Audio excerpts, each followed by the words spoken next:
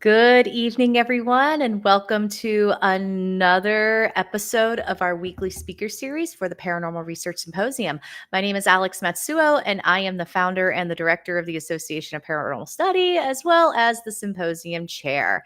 Every Monday, we actually interview our speakers for the upcoming symposium. We do this on a weekly basis leading up to the actual event. So, this is going to give you all a chance to get to know our speakers and give you a chance to ask questions.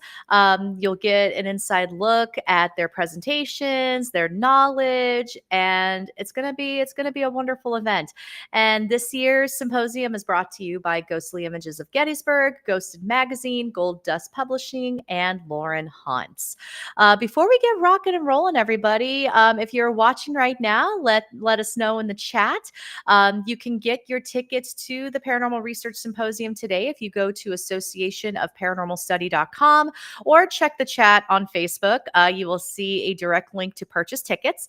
So come join us. It's going to be a good time. While we're here in the chat, let me know where you are watching from. Let's see how far we can get with this series. Last week we had our speaker Glennie Sewell, who was actually coming to us from London. So he was a trooper coming in at 1 a.m. but we also had viewers from Ireland, all over the country, all over the United States. So yeah, feel free to chime in the chat. Let us know you're here and let us know where you're streaming from. So without further ado, I'm going to go ahead and bring on our esteemed guests for this evening. So we have Skyler Louise or Lewis. Louise, perfect. And then we have Kjersti. So welcome, you two. Welcome. Yeah. How are y'all doing tonight? Fantastic. Excited to be here. Yeah. Awesome. It's going to be a good time. So before we get started, some of y'all who were watching the last couple of weeks saw that I was reading the bios and everything. I decided I'm not going to do that anymore because who better to speak about their experiences and who they are than the guests themselves. So Skyler and Kjersti, if you don't mind, if you could introduce yourself, and let's start with Skyler. Okay. Hi, I'm Skyler Louise. I've been doing paranormal investigating for maybe like 4 years now. So I'm very new to it, like comparatively from what I've heard. But I got into it based on some experiences I've had since I was young, but was like repressed away from. More recently, I have gotten into doing research like this kind of stuff. I also, on the topic that I'm presenting, I really want to write a book. So I want to be more expansive with my ideas. But I also do the Paranormal X Queer archival project on Substack. And that's sort of like a passion project that I want to expand upon throughout my entire life. Like I really positioned myself to kind of think about how I could sustain doing paranormal work. And it was an idea that sort of almost spiritually came to me, like something I was meant to do.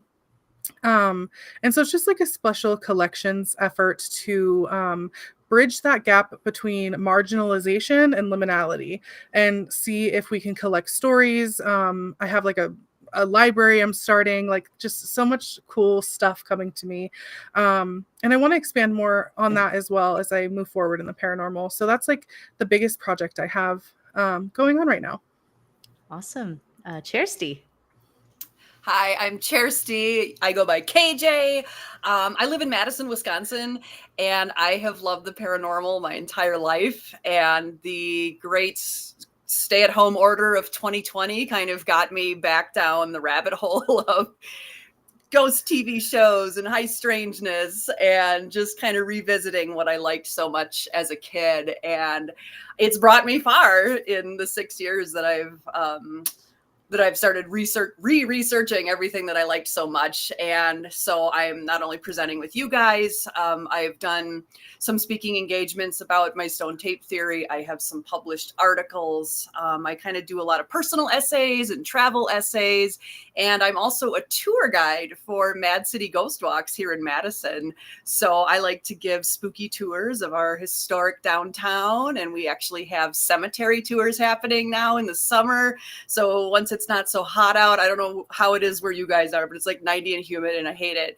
And so once it's reasonable to go outside and take a walk in the shade, I have some groups going out. So I talk about cemetery history and symbolism and some paranormal stories within. So it's a great field to network with people. It's a very female driven, I wanted to use the word entity, and that seems fitting here. So I'm going to roll with that. So I'm just excited to network with fellow paranormals and learn some more stories along the way. Awesome. Nice. We have Mike tuning in from New Jersey. Hey, New Jersey. I was just there this weekend and I saw Mike. Awesome. And then we have on YouTube, John Michael is saying, oh, hey, everyone. And then Skyler, looks like you got some love from Rochelle. Nice. I don't know why it's not coming up with the white background, but just say, oh, there it is. There it is. Yes, love this. All right. Cool. Nice. Okay. Well, wow. Having y'all introduce yourselves is way easier and better. So noted for Alex for future streams. Okay, perfect. So what I'm going to do is I'm going to ask both of you the same question, and then I'll veer off into your own, your own personal journeys and whatnot. So first of all, because since y'all I know you're both speaking at the symposium, Skyler will actually be joining us online for the symposium right before. So Skyler will be joining us on a virtual aspect. So actually, which is great because more people can actually enjoy Skyler's presentation. So that's going to be exciting. So let's start with Kjersti this time. Can you go over what you're going to be presenting at the symposium this year? Yes, I am doing a presentation on the stone tape theory and some of the science behind residual hauntings. And some people might be familiar with stone tape, some people might not. My elevator pitch, essentially, it's almost easier to talk for an hour about it than it is to talk for a minute about it. So I like this challenge. I should have prepared better, but I think it's approaching the paranormal as not these conscious entities or spirits that are trying to talk with us. Yes, some do, but it's the other end of the spectrum is that they are simply images that are just replayed, that have been recorded into the environment, like a tape recorder. And there's a lot of fantastic research and psychology and human anatomy and understanding just who we are as a quantum being and how that can sort of present itself as a paranormal phenomenon. So it's exciting. I'm really excited. I've been working on my paper tonight, so I'm ready to talk weird and stone tape theory, especially in a place like Gettysburg, which is like paranormal Disney World over there. So bring it on. Well, especially, I don't know if you've looked at the geological makeup of Gettysburg, but yeah. Oh, yeah. Your eyes are getting big and excited. That's cool. Yeah. It's all granite, which is quartz, which is a conductor. It just makes sense. Yeah. So my presentation. Yes. Nice. All right, Skyler, what will you be sharing for the symposium via webinar? Yeah, so I am going to present Groove Theory, a paper on using shufflemancy to strengthen psychic connections. And essentially, this is a theory that illustrates how shufflemancy compares to the Estes method a little bit. It's very similar, but it's also very different. How to practice like a medium would, symbolic understanding within the methods themselves, to sort of draw out message interpretation from not only spirits, but kind of like what you're saying, like whatever residual thing is out there, what the message might be, symbology guides us to that. And then a step further, using the muse as an entity, sort of like as an example, because the muse, right, is very conducive to the musical experience, to the artistic experience, to the creative experience. And so I draw on the entity to sort of explain how like shufflemancy has its own thing going on without pressing too much into getting something else to talk to us. And so these methods that we have, they're very conducive to these personalized experiences based on who uses them and what happens in them, kind of like the precognitive tin can that Connor sees in Hellier, where it's not just like speaking directly to spirits, but there's like other things that come up within our psychic talents that we might miss a little bit. But mostly it invites the paranormal investigator to sort of ask newer, better questions. And I don't mean like the paranormal investigator who is already doing that, but like if we're already proficient in speaking with spirits, let's say, using these methods, and we've had the experience under our belt through time practicing these communication methods, but like what questions can we ask about our psychic talents and how to expand that using everything that we know? And foundationally, like what I found, this isn't revealing anything in the paper, but it's relational. It has to do with relationship. It's not necessarily collective, but I like to think about it how communication happens between person to person and how that evolves in our material world, and how we can apply that to sort of speaking with spirits. And it comes up through a musical phenomenon called, I always miss the word, but I know it in my heart, resonance. Resonance is like a natural musical or just sound making thing that happens. And so relational and resonance are two key concepts in my paper that just expand what we could be doing a little bit. Nice. Love that. Let's see, Megan said, geez, never even heard of that. Y'all teach us so much. And that's why we do the symposium, friends. We want to give visibility to the people who are doing, really good research and bringing new ideas or expanding on things that already exist and diving deeper and looking for other things. So yeah, absolutely. Awesome. So speaking of, Megan, just letting everyone know, this is an interactive show. So if you have questions for Skyler or Kjersti, feel free to put them in the chat and we will showcase them. You can get your 30 seconds of fame on our vast YouTube and Facebook presence. And we'll go from there. Great. Next question for both of you. Since you're both creatives, can you recall a moment when the paranormal intersected with your creative life in an unexpected way? I can jump in on that. So I don't even know when it like popped up, because it feels like it's been in my entire life. Like how creativity and sort of spirituality have like mixed for me. But I feel like I have had an entire novel series dumped into my brain, like that I didn't really conceive. And so I started writing down these ideas and writing down sort of not only like the plot details, but like what was happening around like in my life that like made these things come to fruition. It's a very interesting project. I haven't started writing it. I rarely talk about it, but it's a very important part of my work, is trying to get this novel series out there, because I think it would be interesting to see how people receive something that doesn't necessarily feel like it was my idea, but it's all in my head. Nice. Okay.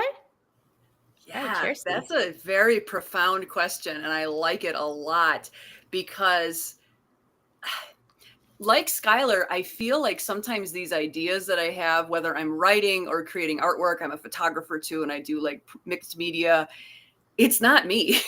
Like, I don't want to say I'm channeling. I don't know. It's just something comes over where I'm like, I need to put this here. This needs to go here. I need to design it this way. I need to write it that way. And I do think the creative process in and of itself is a spiritual experience.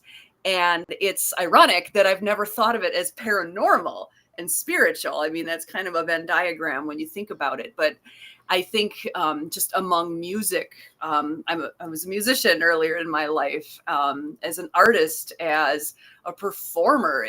There's just, the muse is there. And I think if you are being honest with yourself and you're doing what you want to do in life, that synchronicity or that higher self, whatever it is, can come forth through you in the art and the work that you create. Yeah. So that's what I can make of it so far. Nice. Kjersti, I don't know if you've heard of a man named Brian Bates, but he had written a book called The Way of the Actor.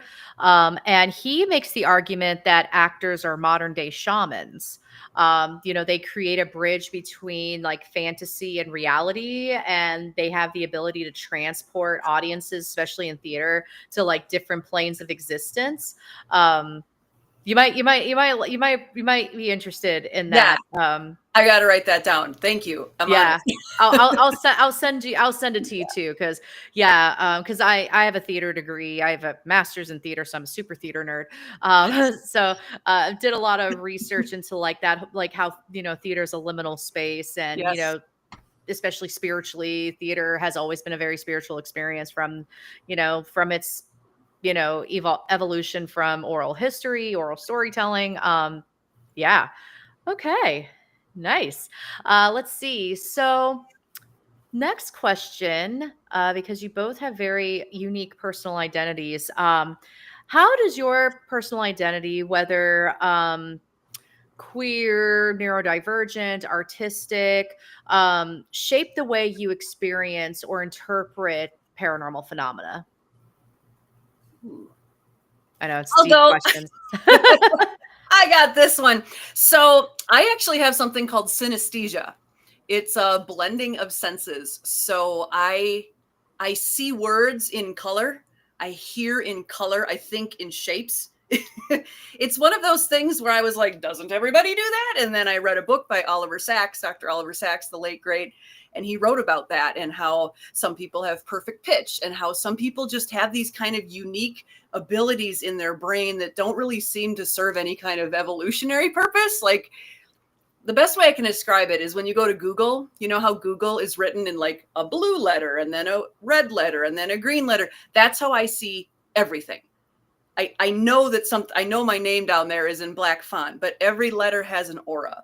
Every letter has a color. Every sound has a color. And so as being a musician and a writer and a performer most of my life, I feel that everything innately has some sort of spiritual quality to it. If the letters and the vernacular and the alphanumeric text I see has a personality and a color, what are the implications for everything else in the universe, you know?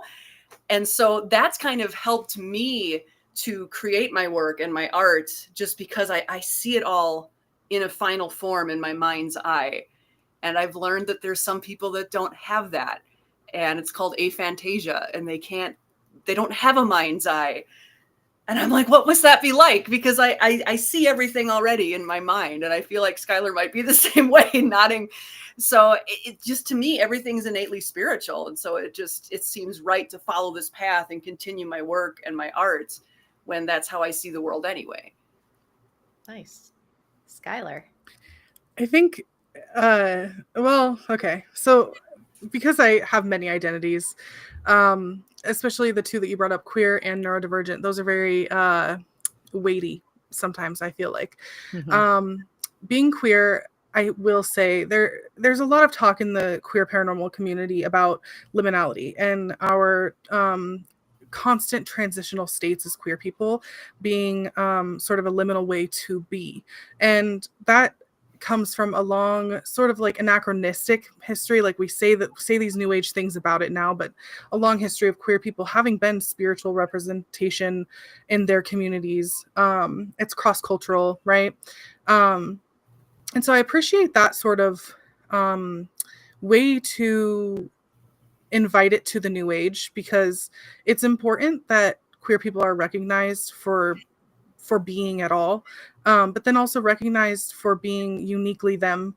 And one of the things I've never shied away from telling people is like, yeah, I have these abilities. I can see, I can hear spirits, whatever it is that's talking to me, I can hear it. And so I'm very honest with myself in that, but it also carries on a different importance, which is community, right? Like queer community is super important to me, standing up for trans people, for women of color, right? And I think it only makes me a stronger advocate for humanity to integrate these things in the paranormal, right? And I'm not saying that it's my job, but I also feel like it's part of why I'm here. And I'm like happy to do it too, you know? And with the neurodivergence, that's another conversation. I think that's a lot harder for me to answer, but what I will say about it is that it is not unimportant. Like it is actually so vitally important to understand your psyche, especially when you're experimenting with this stuff, to keep yourself safe, to keep others safe, and to learn from what has happened in the past and carry on a different future that isn't so riddled with trauma and intergenerational struggle, right? So yes. Ooh, speaking my language there. See, Liminal Sister says creativity as a form of channeling is so interesting. Love this idea. Then John Michael says, I have a friend with oh my gosh, you need to say it again for me, Kjersti. Synesthesia. Okay. Synesthesia. Okay. So interesting. Yay. It's so interesting to me. Yeah. Whew, that's a big word for me. Awesome. Well, thank you both for answering this question and expanding on it, with such grace, and love it. Love it. This is why you're both coming. You're both speaking for the symposium. Let's see. So another question for both of you, then we'll go to your own individual works and whatnot. So let's see. What does ethical storytelling look like when you're dealing with real people's haunted histories or spiritual encounters?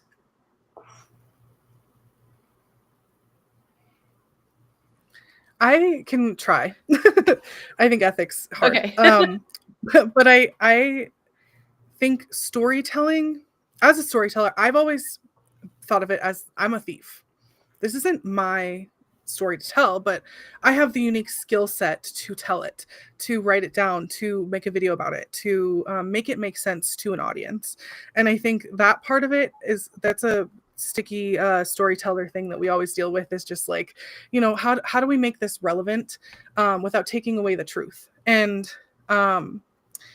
I think the biggest thing for me is like, is the relational storytelling, is that whole conglomerate of what happens around that story, is it consensual? Like, it doesn't have to be contractual, just like, were we honest with ourselves, and were we intending the same things to get whatever out of the impact from an audience, right? I'm always thinking about, and I don't tell stories of about other people very often. I actually am very just like, it's my experience. This is my experience. So I have had this experience more recently. I just came out with a documentary, actually, paranormal documentary called Heirloom. Yeah, and it's about my trauma and how I explored the haunting that was my family's trauma, right? And so how did I ethically know that my family was going to be safe during that storytelling? I talked to them for 3 years about it. It was a huge project. It wasn't something that I was just flippantly doing. It was a huge agreement between the people in my family to tell this story honorably for the people who had passed. Nice. Wow. Beautiful. Kjersti. Yeah, that is a beautiful response. Hard to go after that, but I agree on a lot of things too. I like that you said, as a storyteller, you kind of feel like a thief, and I feel that way too. I like the language that you used for that, because as we're talking about the paranormal, this is all theory anyway. Nobody really knows. We love the journey. We love the pursuit of talking about different theories of the paranormal and sharing each other's experiences. And as a part of just the ethical part of that storytelling, it's just my personal ethics is just, I'll like you, Skyler, I'll talk all day about stuff that's happened to me. I don't care what you think. With all due respect, if you're not, why are you tuning into the paranormal if you're not into it? So I will share my stories, but I have to be careful when people tell me their own stories and investigations that I've been on. I assisted an investigation of a business that didn't want it known it was haunted. They were legitimately scared about the crazy stuff happening. And they were like, what do we do? Well, we don't know what we're doing. We don't know what we're in for, because not everybody's into the paranormal like we are. I mean, spoiler alert, that I want to keep people anonymous. So there are some actual true stories in my presentation, but they're anonymous. I'm not going to say where they were or even what road it happened on. So you have to be careful, especially with not everybody thinks the paranormal is X, Y, or Z. They might think it's scary or demonic, just depending on their own cultural and religious overlay. So I want to be sensitive to that. But if I find like people like us, and we're just like, oh my God, I'm into that too. Like, okay, go. We'll, the gloves are off. Let's talk weird. But it should be a safe place to talk about weird things. Yeah. And it is. Absolutely. Wonderful. All right. We're going to start diving into specific questions now. So, Skyler, first question is for you. Can you tell us more about the Paranormal X Queer Archival Project? So, what inspired it, and why is this work important right now? Okay, so it was something that I really wanted to start because I needed something sustainable in the paranormal world. Like, I think as somebody who is a writer, I tend to get caught up in the like, okay, well, if I have to sell this out. Like, I have to sell this out to do something with it. But with the archive, I was really just like, I really feel like this is an important time right now, just like in history. And if I can like congruently gather paranormal stories and the more material or like political or just real world stories, what happens like when that all that information is just in one place for people to gather and research? Because what if there's a question or an answer even lying in all of that stuff that someone can just come to one day? And so it's really just a special collections like effort, and a lot of it is my own material because I've been working on it so heavily. I haven't been able to push the archive to a larger audience as much.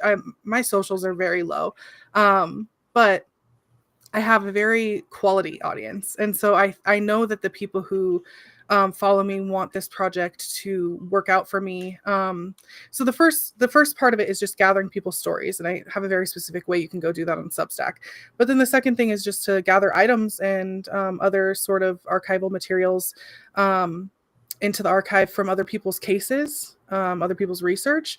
And it's a very simple sort of thing. Like, you give me the copy and I hold on to it, and that's what it's there for. And honestly, I don't have like a business like goal right now. But if I did, I really want to have a location where people can visit and research on this side of the country. Because I think what's also cool is that I'm in Spokane, Washington. It's like, it could be a reason for people to come over here and see our haunts and make this place cool. So yeah. Nice.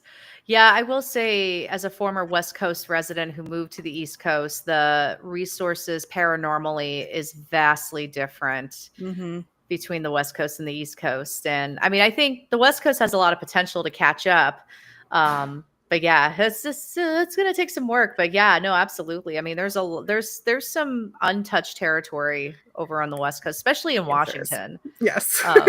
We just did a Bigfoot investigation, camping, and it was insane. We didn't catch him, obviously, but like, it was just, yeah, he's right back here. Sorry, he's in my closet. Yeah, no.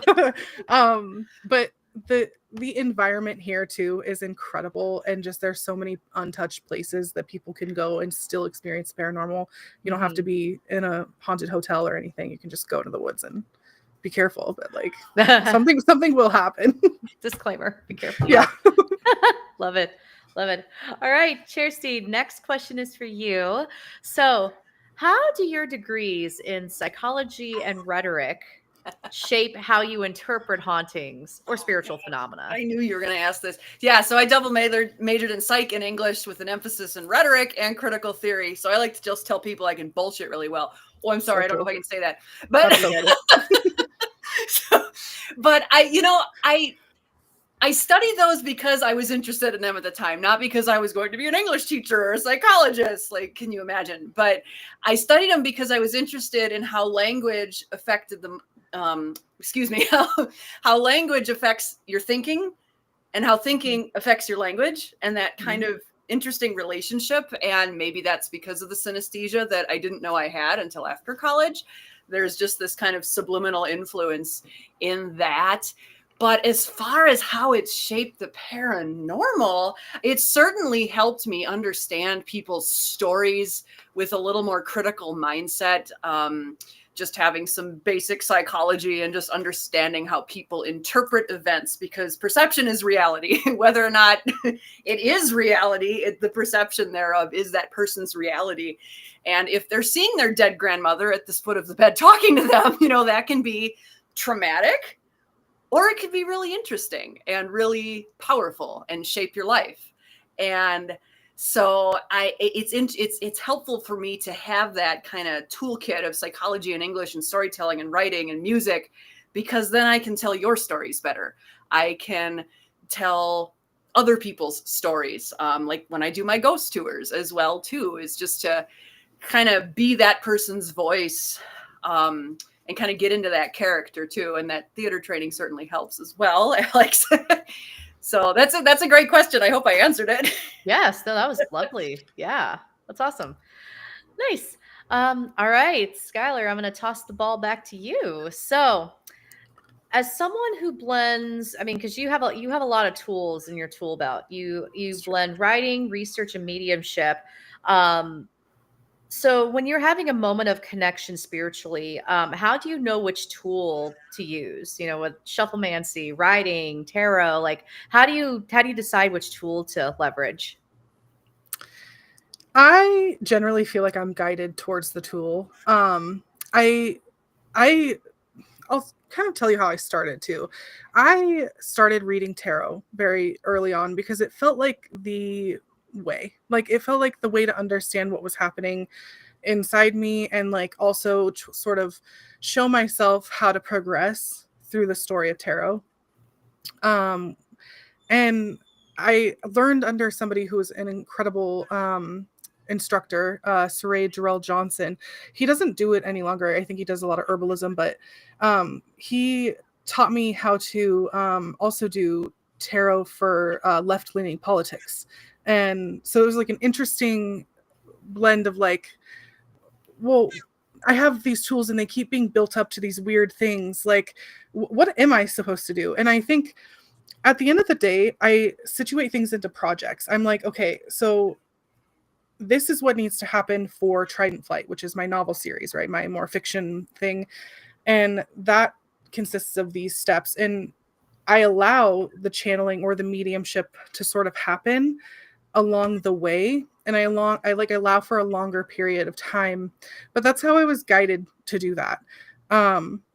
Some of the other stuff, like, I don't know, like investigating or even just writing the newsletter for the archive, that's a lot of effort on me, like a lot of just brain effort that I'm like, okay, how do I make this real for other people, or how do I tell the story in an impactful way that doesn't need belief, because I can't bank on people like believing in this thing and seeing what I see and how brilliant that is. So making it just like more interesting, I think, is what mediumship really does for me. I've been told like I'm really good at what I do. But I think I'm so new to it, really. Like if I'm thinking about it all in retrospect, I'm so new to it. I think I still have a long way to go. And I think my spirits are constantly informing me, like, wait, you're ADHD, like, wait, like stop going in a million different directions. And I just want to see how this life path plays out so that I can write about it, because my ultimate goal in life is just like, if there was a baby me born again, that I want somebody to have a little manual to be like, this is how you get through a life. Like, this is how you get through this tough crap that happens, and how to make it fun and worthwhile. Because I think a lot of the reason I'm so connected to the paranormal is because for a long time, sorry, my cat's just like wandering around. I'm trying to get him out. All good. Mine are too. But like for a long time in my childhood, I didn't want to live. Like, that's just the honest truth. And so I think this thing clicked in me, which is like, there is a reason that I'm still here living. And I think that's to do spirit work, to do weird things spiritually. And half the time, I think I don't even know that I'm really doing it. I think I'm just guided to these places, and then the right thing happens, and then beautiful things are born. I'd like to tell you that it's a lot more predictable, but it's it's not. Nice. Well, that was lovely. Yeah, thank you for that. Yeah, let's see.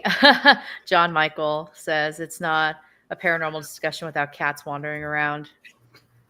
When he was doing the speaker series a few weeks ago, he also had his cat wandering around. So I swear we could have like a total like cat sub programming with the symposium. They see ghosts. They're just into it like we are. You know, I got 3 nearby right now, so Yeah. they're all. Mine's all just around. waiting for dinner. That's important. Yeah. All right, Kjersti, next question is for you. You've once described yourself as leaving the world a little weirder than you found it. Love that, by the way. What's one weird moment that changed your outlook on life or the paranormal? One weird moment Pick one, just one. that changed my outlook on life or the paranormal. Oh, that's a good one. I need a minute. Yeah, that's fine. That's fine. That's fine. This one? Can I use this? No. I had a spirit box thrown at me once. That was weird. That is weird. And yeah, alarming. that was on the undisclosed haunted mansion that the owners don't know what to do. Let's call the ghost hunting group, so I can't disclose it. There's my ethics.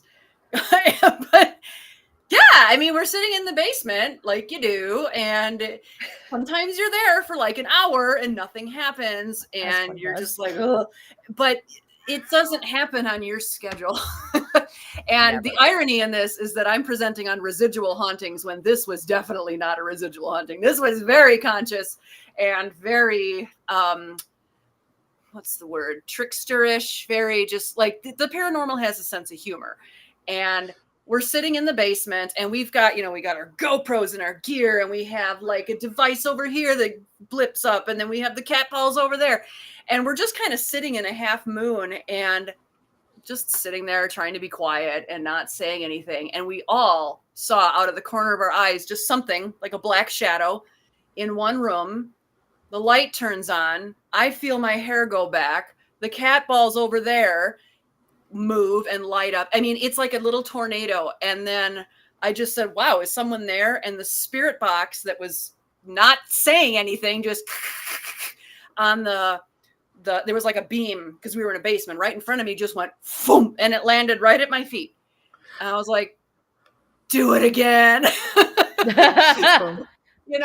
You either run away and you're like, peace out, I'm done, I'm never doing this again. Yes. Or you have a sense of humor and you're just like, okay, yeah, do that again. That's what we're here for. And it didn't do it again. But we had it all on camera. We're sitting there, nothing happening for 45 minutes, and then a little and somehow that was going to answer the question, but I got excited remembering it. But it was weird. Like, it was just like, okay, well, it's not always a ghost talking to you. It can just be a series of synchronicities that are intelligent that just normally wouldn't happen. And I live for that. That was so fun. And then nothing happened the rest of the night. So it was just like, okay, I mean, in that particular room. So it's just bizarre. Like you can't just go in all like Ghost Adventures and expecting to see a full body apparition. Sometimes you're going to get a voice. Sometimes you're just going to get a weird thought in your head. Sometimes you're going to hear something. Like, it's not glamorous by any means, but that to me is the appeal sometimes, is that it just can be what you don't expect. Yeah. Nice. Rochelle said the paranormal has a sense of humor. Yes. It always happens that way. Like, you're investigating and sometimes it's often unpredictable. So, yeah. All right. Next question is for both of you. What is something the paranormal community could learn from the artistic and literary world?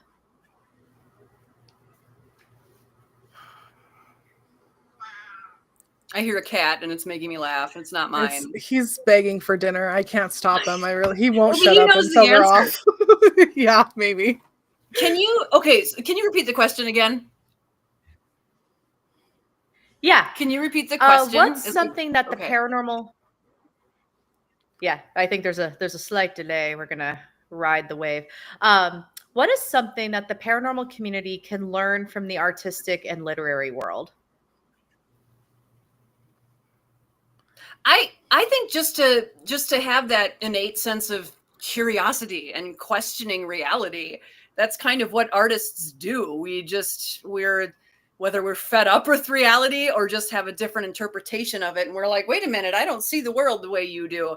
I need to create some way. I have this inner landscape that just needs to come out.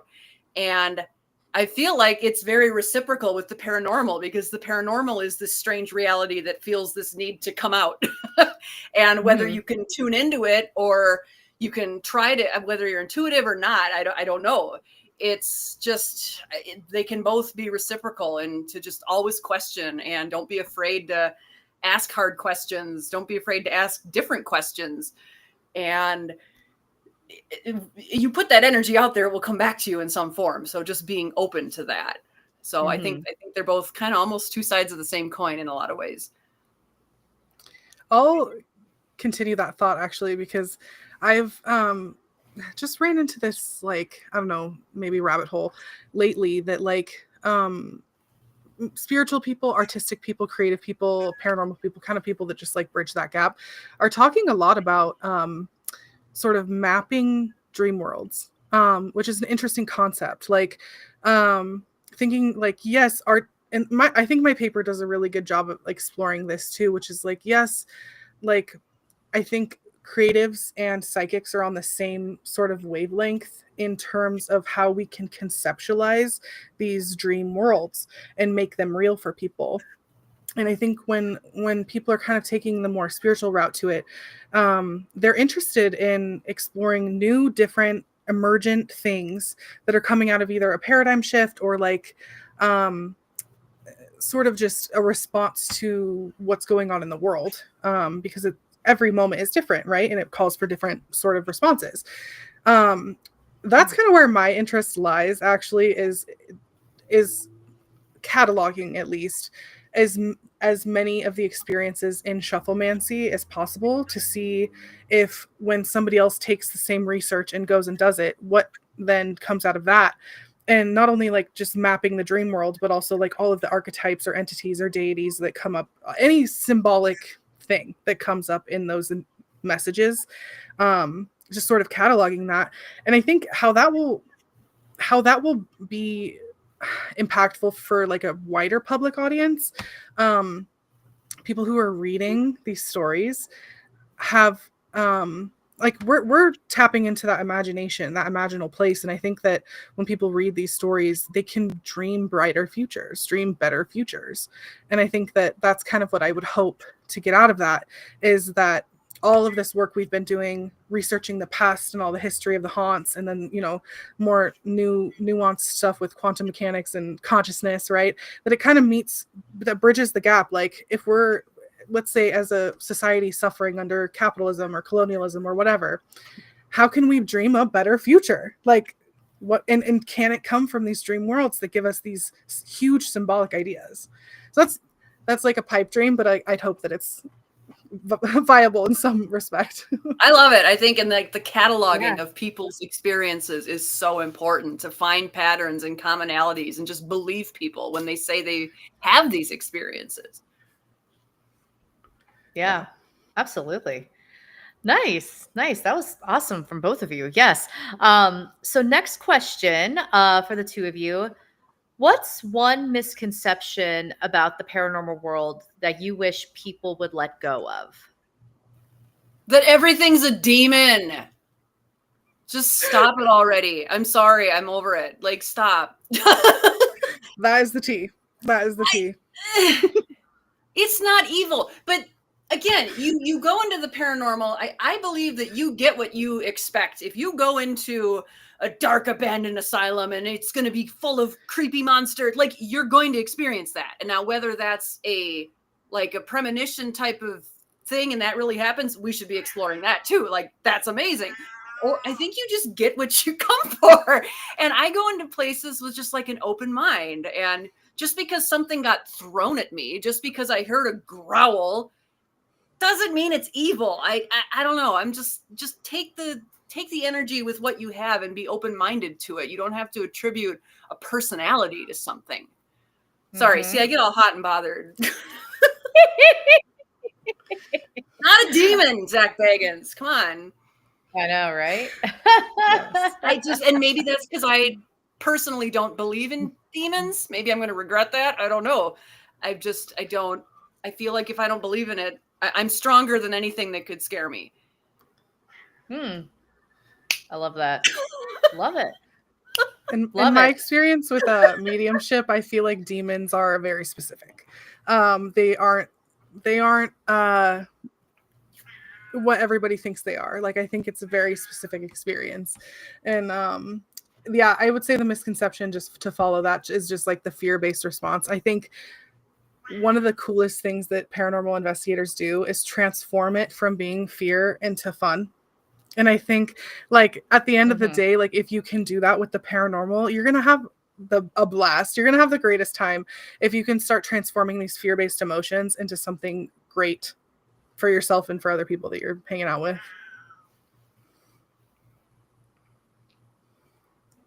Nice. All right. Perfect. Your cat's meow because it's very I'm trying not to laugh. Like he doesn't want to jump up to show himself, but he's just sulking over here waiting for dinner. It's very grumpy old man, and I'm here for it. Yeah, he's unique. He's very unique. He's a mood. And he's not that old, which is the funniest part. I love it. I love it. All right. Love this meow. That's like our spokesperson for the symposium. It's decided. Great. So 2 more questions for both of you before we wrap up for the evening. If you could visit one place, paranormal space, whether haunted, spiritual, charged, what place would that be?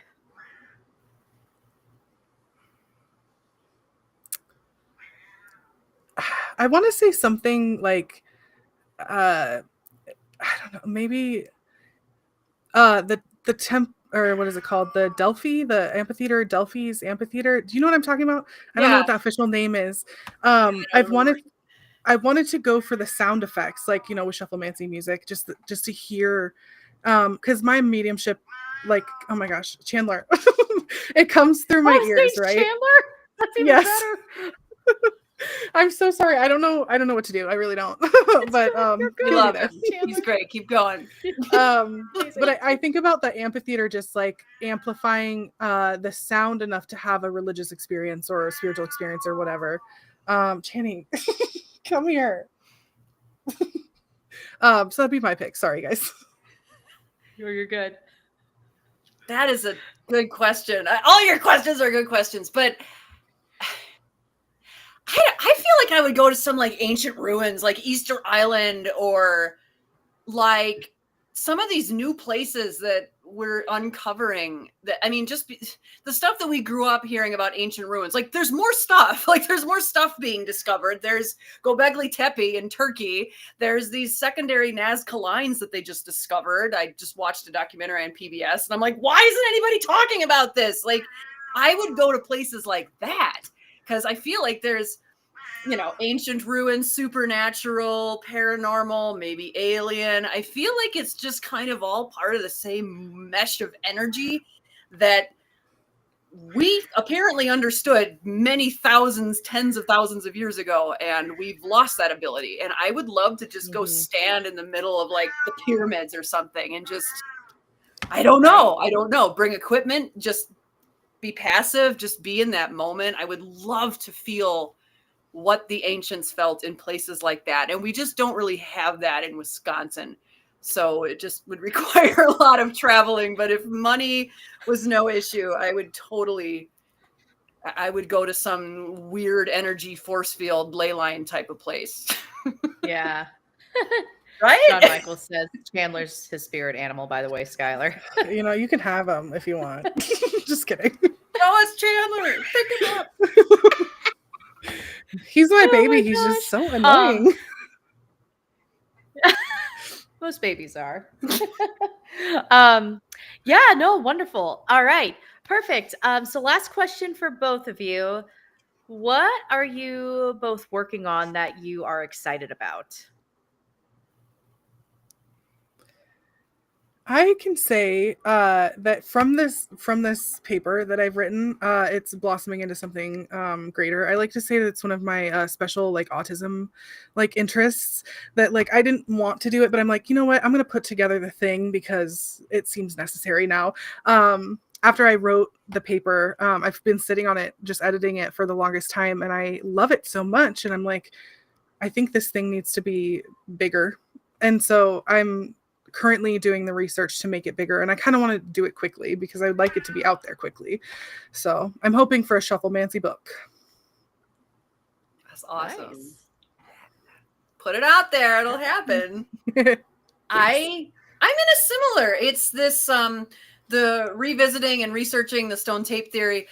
What I'm hoping to get out of it, I mean, just more opportunities, more meeting more people, having these discussions. I think that is the ultimate goal, is just this network of minds that are pathologically curious, that just, they want to understand and meet people that have different theories and bounce those ideas, because that's what years from now, that's what the future of science and studying the paranormal, it comes from people like us that are questioning things and being the weird one and having these questions and being interested in it and talking about theory. So I'm just hoping for more. I'm not hoping, oh, we've solved the paranormal or anything like that. You know, I never want to know the answer.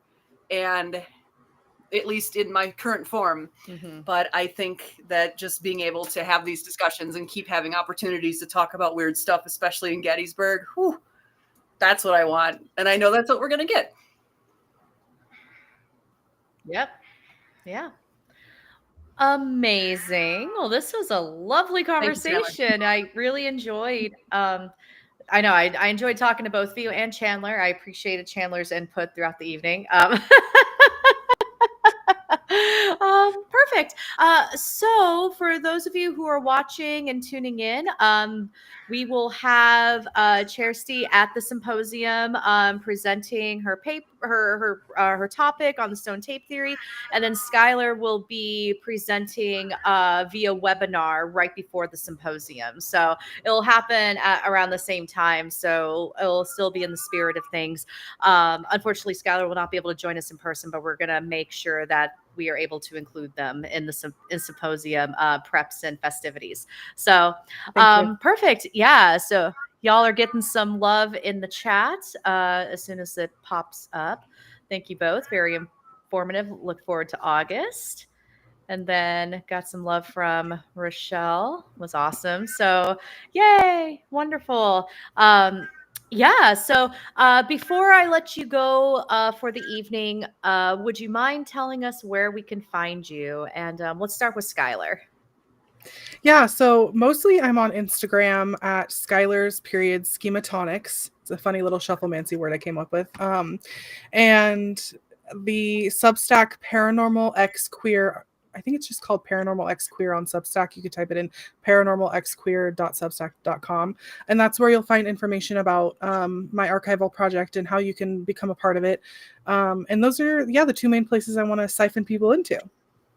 Nice. All right. Kjersti. You can find me on Instagram. I think that's the only place I'm at. just Instagram. Oh, it's KJEE83. She 83. Nice. I'm giving my age, but that's where I am. I'm old school. I don't really, took me a while to even get on social media, but I'm glad I did, because now I'm here. Yeah. So that's me. No, awesome. Well, perfect. Thank you both so much for joining me this evening. And yeah, I look forward to seeing your presentations during the symposium or the symposium week. Thank you. Can't wait. Thanks, everyone. Thank you. Bye, Chandler. Bye, Chandler. I know, right? Oh, she's gone. All right. So, before I let everyone go for the evening, wow, Restream is really going haywire tonight. Yeah, thank you all so much for joining me tonight, joining me with Skyler and Kjersti. And yeah, I hope you all can join us next week. We'll have another stream, same time, same channel. Yeah, and you get to meet more of the Symposium speakers. So thank you all so much for hanging out tonight. Be sure to go grab your tickets for the Symposium if you haven't already. The early bird special is ending tonight. So if you want to get your tickets,